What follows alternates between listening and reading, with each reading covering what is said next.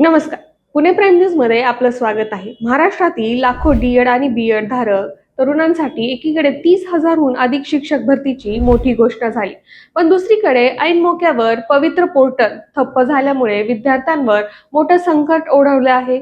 नेमकं काय आहे हा प्रकार, पाहूया सविस्तर अहवाल. राज्यात शासकीय आणि खासगी शाळांमधील तब्बल 30,209 रिक्त शिक्षक पदांसाठी पवित्र पोर्टलवर भरती प्रक्रिया सध्या सुरू आहे.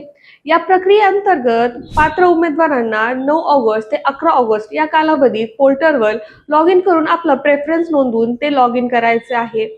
ही मुदत अत्यंत महत्त्वाची असून जर ही प्रक्रिया वेळेत पूर्ण केली नाही तर उमेदवार पुढील निवड प्रक्रियेतून बाहेर पडू शकतो.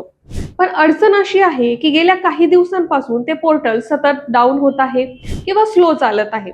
हजारो विद्यार्थी एकाच वेळी लॉग इन करण्याचा प्रयत्न करत असल्याने सर्व्हर डाऊन झाले आहे.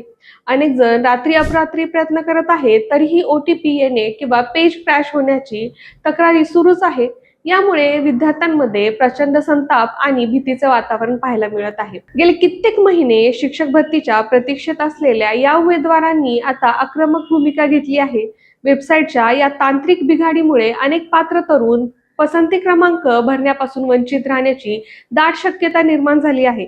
त्यामुळे शासनाने आणि शिक्षण विभागाने तातडीने या समस्येवर दखल घेण्याची आणि प्रेफरन्स भरण्याची मुदत वाढवून देण्याची अशी जोरदार घोषणा विद्यार्थ्यांकडून केली जात आहे. त्यामुळे शासनाने आणि शिक्षण विभागाने तातडीने या समस्येची दखल घेण्याची, पसंतीक्रम भरण्याची मुदत वाढवून द्यावी अशी जोरदार मागणी या विद्यार्थ्याकडून केली जात आहे. शिक्षण विभागाकडून या तांत्रिक बिघाडावर काय तोडगा काढला जातो आणि मुदतवाढ मिळते का हे पाहणे महत्त्वाचे ठरेल. या विषयाची प्रत्येक लेटेस्ट अपडेट आम्ही तुमच्यापर्यंत पोहोचवतच राहू. त्यासाठी पाहत रहा पुणे प्राईम न्यूज.